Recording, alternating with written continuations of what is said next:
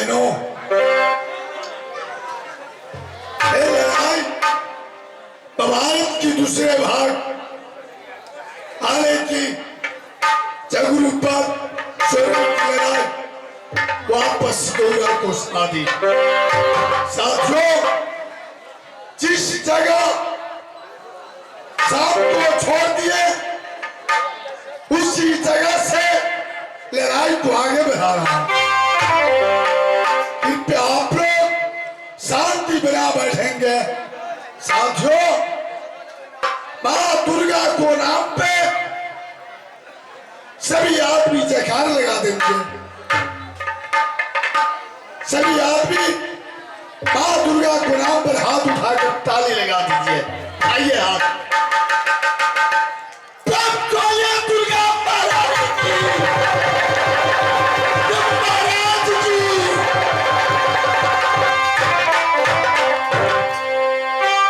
भाई महाराज, बात दुर्गा ने बताया। हाँ,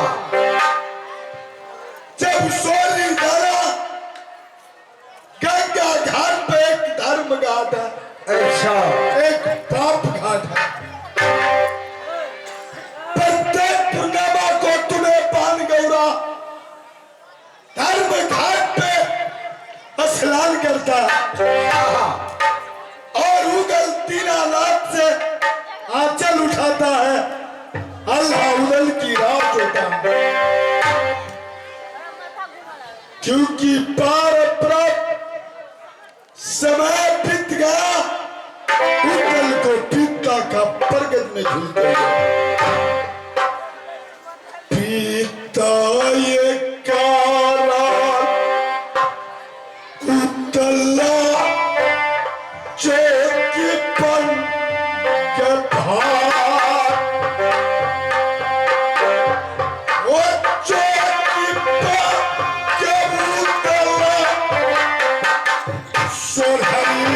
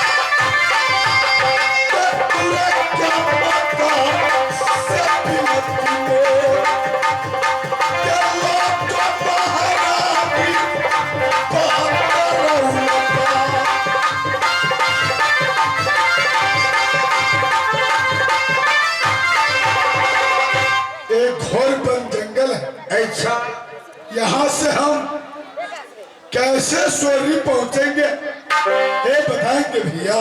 हे जंगी महाराज, आप तो स्वयं जानते हो, बाबा जागन ने बताया इस जंगलात पार हो जाने की बात सोम नदी गंगा की धार पड़ेगा।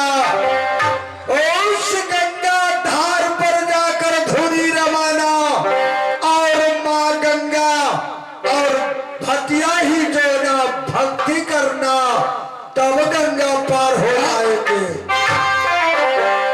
आगे गंगा धार बहा, गंगा सेवन करेंगे, इसके बाद उदल का रास्ता क्यों नहीं। समय बहुत कम है उदल को पा, तुरंत चलिए। सूर्य सबसे पहले अपने बाण गौरा से मिलेंगे, इसके बाद हम उस कातिल को अंत करूंगा। चलो ये टेपा ये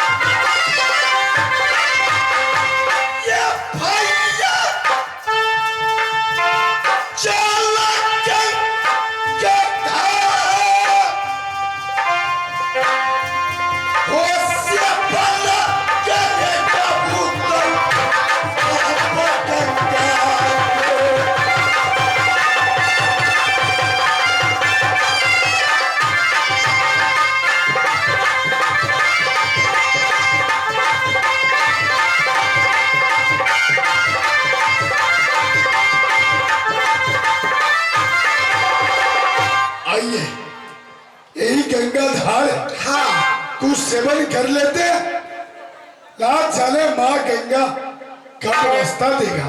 अवश्य देंगे।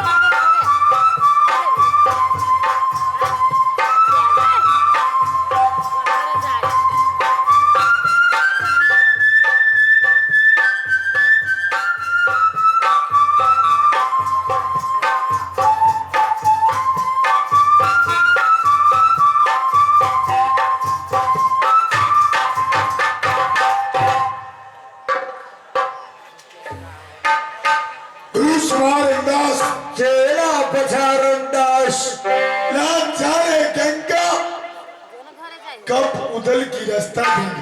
हे जंगी महाराज, गंगा मैया को सेवन करने से स्वयं गंगा मैया हमें इन्हीं के रास्ता देंगे, यवश उस पार चलेंगे।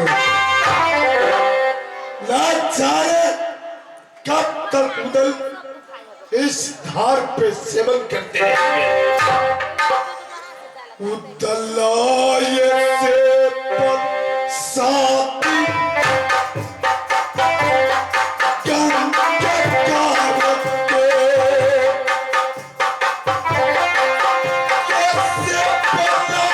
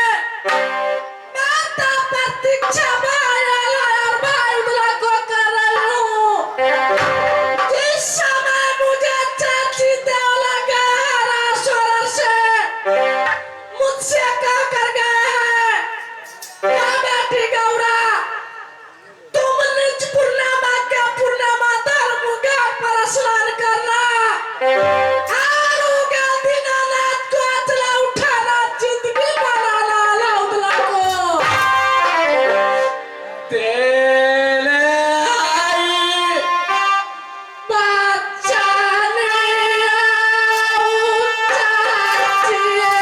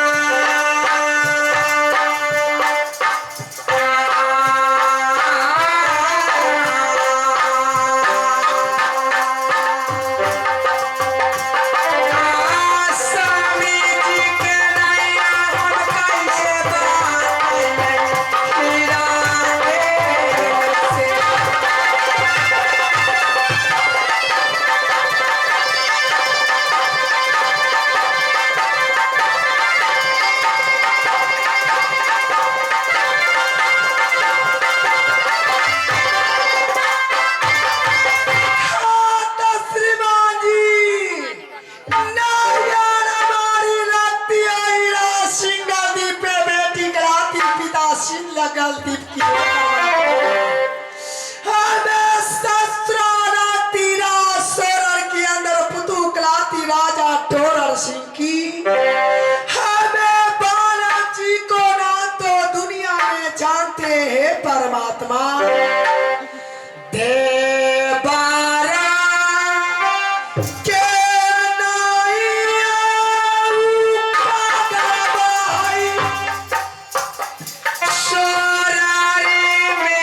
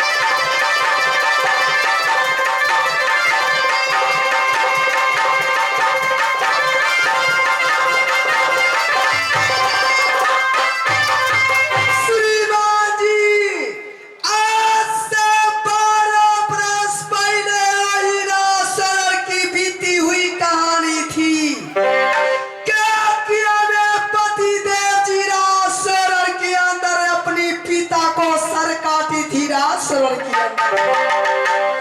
जिस समय 12 वीर की एक वीर थी मुझे ससुर वीर जासर सिंह, उन्हें हमें 12 जीवन ले जाकर की सत्यनारायण भगवान को दावत देकर की नासा खिला कर की राजसरन के अंदर कत्ल करी है।